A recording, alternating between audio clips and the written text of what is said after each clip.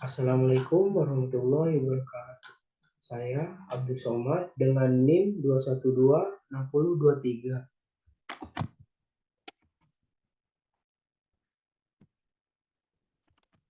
akan menjelaskan tentang tata cara penyelenggaraan kajian lingkungan hidup yang strategis yang dijelaskan pada PP nomor 46 tahun 2016.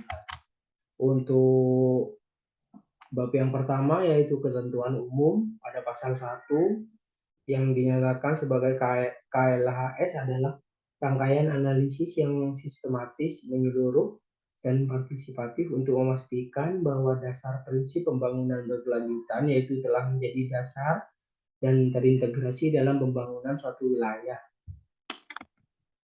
Untuk bab yang selanjutnya yaitu penyelenggaraan kajian lingkungan hidup strategis yang pada bagian 1 yang dijelaskan pada pasal 2 pemerintah pusat dan pemerintah KLHS untuk memastikan bahwa berkelanjutan telah menjadi dasar pembangunan suatu wilayah, rencana dan atau program. Daerah tersebut wajib membuat prinsip pembangunan dan terintegrasi dalam dan atau suatu kebijakan. Pada pasal 5 dijelaskan bahwa penyelenggaraan KLHS dilakukan dengan tahapan yang pertama yaitu seperti pembuatan dan pelaksanaan KLHS. Yang kedua yaitu penjaminan kualitas dan pendokumentasian KLHS. Dan yang terakhir yaitu validasi KLHS. Pada bagian yang kedua, pembuatan dan pelaksanaan kajian lingkungan hidup yang strategis, yaitu dijelaskan pada pasal 6. Seperti pembuatan dan pelaksanaan KLHS dilakukan melalui mekanisme yang pertama seperti pengkajian pengaruh kebijakan, rencana, dan atau program terhadap kondisi lingkungan hidup. Yang kedua, perumusan alternatif penyempurnaan kebijakan, rencana, dan atau program. Yang terakhir yaitu penyusunan rekomendasi perbaikan untuk pengambilan keputusan kebijakan, rencana, program yang mengintegrasikan prinsip pembangunan berkelanjutan. Pada bagian ketiga yaitu seperti penjaminan kualitas, dokumentasian kajian lingkungan hidup yang strategis yang dijelaskan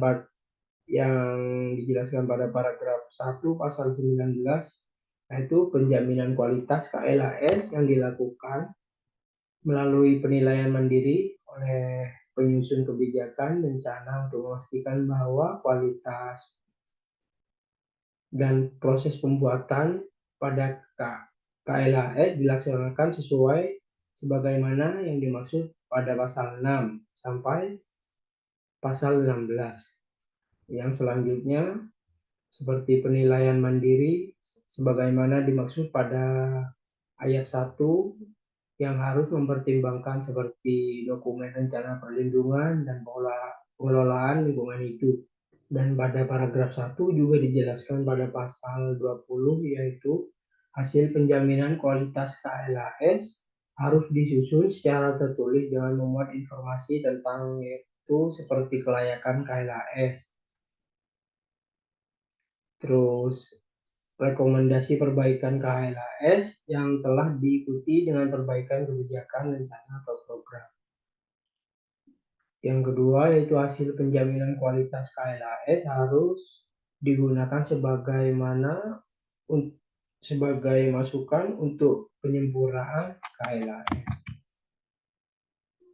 Untuk yang paragraf kedua, pendokumentasian kajian lingkungan hidup strategis yaitu dijelaskan pada pasal 23 seperti hasil pembuatan dan pelaksanaan KLHS sebagaimana yang dimaksud dalam pasal 6 sampai pasal 16 dan penjaminan kualitas KLHS sebagaimana dimaksud dengan pasal 19 dan pasal 20 didokumentasikan ke dalam laporan KLHS. Untuk yang kedua seperti laporan KLHS sebagaimana yang dimaksud pada ayat 1 untuk membuat informasi tentang dasar pertimbangan kebijakan bencana sehingga perlu dilengkapi KLHS. Metode teknik rangkaian langkah-langkah hasil pengkajian pengaruh kebijakan rencana atau program terhadap kondisi lingkungan hidup. Yang ketiga, seperti metode, teknik, rangkaian, langkah-langkah, dan hasil perurusan alternatif muatan kebijakan, rencana, atau program. Pertimbangan muatan dan konsekuensi, rekomendasi perbaikan untuk pengambilan keputusan, kebijakan, rencana, dan atau program yang mengintegrasikan prinsip pembangunan berkelanjutan. Selanjutnya, seperti memberi gambaran pengintegrasian hasil KLHS dalam kebijakan, rencana, dan atau program. Selanjutnya, yaitu seperti pelaksanaan partisipasi masyarakat dan keterbukaan informasi KLHS. Hasil penjaminan kualitas KLHS digunakan sebagai masukan untuk menyempurnakan KLHS. Pada bagian keempat, yaitu validasi kajian lingkungan hidup yang strategis, yang dijelaskan pada pasal 25 terhadap KLHS telah dilakukan penjaminan kualitas sebagaimana dimaksud dalam pasal 19 dan pasal 20 dilakukan validasi oleh Menteri, Gubernur, dan validasi sebagaimana dimaksud pada ayat 1 dilakukan untuk memastikan penjaminan. Yang ketiga yaitu validasi KLHS sebagaimana dimaksud pada ayat 2 dilaksanakan secara bertahap pada setiap proses pembuatan dan pelaksanaan KLHS. Yang kedua yaitu pada tahap akhir pembuatan dan pelaksanaan KLHS. Terhadap KLHS untuk penyusunan dan evaluasi RPJP nasional dan RPJM nasional tidak dilakukan validasi. Yang kelima yaitu ketentuan lebih lanjut untuk mengenai akuntabilitas penjaminan kualitas KLHS untuk RPJP nasional dan RPJM nasional diatur oleh Menteri untuk menyelenggarakan suatu urusan pemerintahan di bidang perencanaan pembangunan nasional. Untuk bab selanjutnya yaitu bab 3, keterlibatan masyarakat dan pemangku kepentingan yang dijelaskan pada pasal 32, yaitu seperti penyusunan kebijakan, keterlibatan masyarakat dan pemangku kepentingan sebagaimana yang dimaksud pada ayat 1 yang meliputi seperti pemberian pendapat, saran, usul, pendampingan tenaga ahli, bantuan teknis, dan penyampaian informasi atau pelaporan.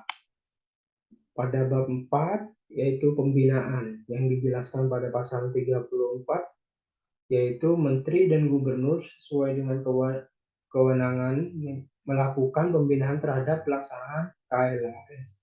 Yang kedua yaitu pembinaan KLHS sebagaimana dimaksud pada ayat 1 yang dilaksanakan melalui koordinasi pelaksanaan KLHS, sosialisasi, peraturan perundang-undangan, dan sosialisasi pedoman KLHS, yaitu selanjutnya seperti asistensi dan konsultasi dalam pembuatan pelaksanaan KLHS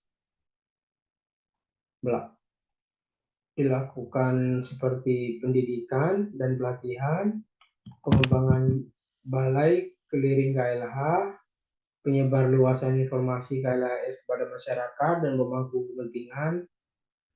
Selanjutnya yaitu pengembangan kesadaran dan tanggung jawab masyarakat dan pemangku kepentingan. Untuk bab 5 yaitu pemantauan dan evaluasi. Pada pasal 35 dijelaskan pemantauan dan evaluasi KLHS dan dilakukan oleh seorang menteri untuk membuat dan pelaksanaan KLHS tingkat nasional yang telah mendapat persetujuan validasi. Menteri, kepala lembaga pemerintah, non-kementerian terkait untuk pembuatan dan pelaksanaan KLHS yang telah mendapat persetujuan validasi di sektor masing-masing sesuai kewenangan.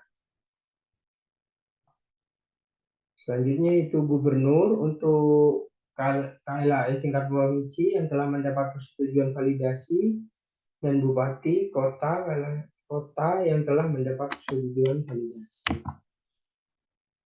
Pada bab 6 yaitu pembiayaan.